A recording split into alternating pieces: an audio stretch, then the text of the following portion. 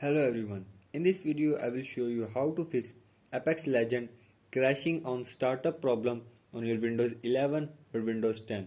So to fix this issue, follow every step as I am showing in this video, and do not forget to subscribe this channel and also press the bell icon for the latest upcoming videos. Hope so this will fix your problem and help you a lot.